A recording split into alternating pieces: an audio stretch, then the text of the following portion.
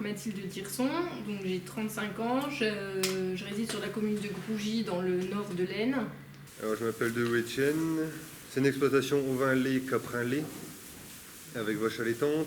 Aujourd'hui on est sur une structure donc, de 180 hectares, dont 22 hectares de prairies. Je suis sur 32 hectares au total, il y a 15 hectares de terre, le restant en prairie.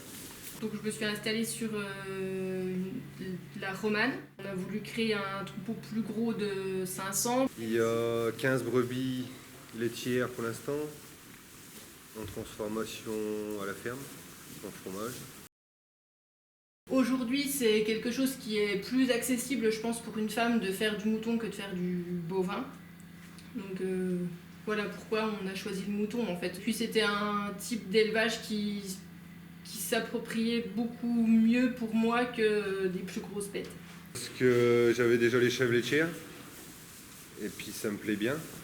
Du coup, et une demande de produits brebis, fromage, de ce fait-là, du fait de la demande, on fait l'offre. Avant de m'installer, donc moi j'ai fait un BTS en production horticole, ensuite j'ai fait un master en commerce-gestion à l'ESA d'Angers. J'ai eu une activité professionnelle de salarié, donc je travaillais chez Groupama, j'étais conseillère agricole. Et puis après, au moment du lancement du projet, je me suis quand même formée par le biais d'un CS ovin à Vervins. Lycée agricole Fontaine-les-Vervins, de la 4e jusqu'à la terminale Bocrou. Officiellement, ma date d'installation, c'est le 1er mars 2020. Je suis installé depuis le mois de septembre 2020. À partir du moment où on s'est décidé à se lancer dans ce projet et le moment où le bâtiment il est quasi terminé, on va dire qu'il est terminé, il se passe 2 ans.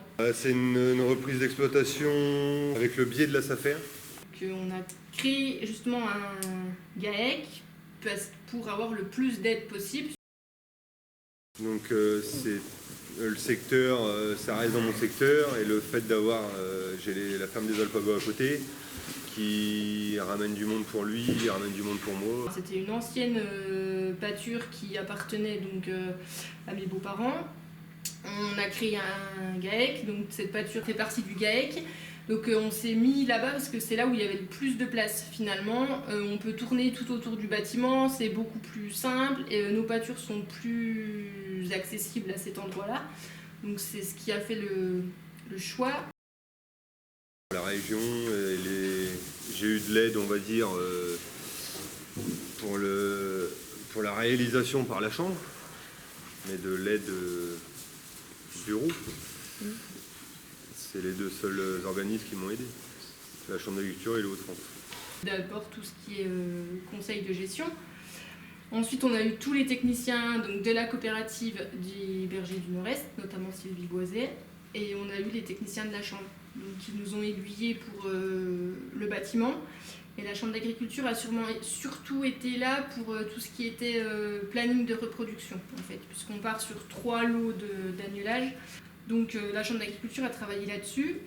Et ensuite, on a visité aussi pas mal de bâtiments d'élevage ovin dans le secteur.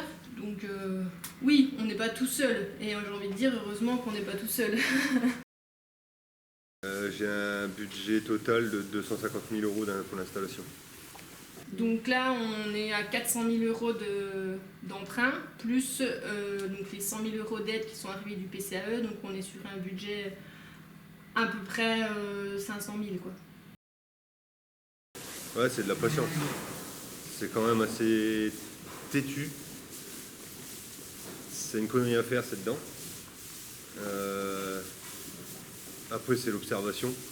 Beaucoup d'observation. Il faut être assez précis.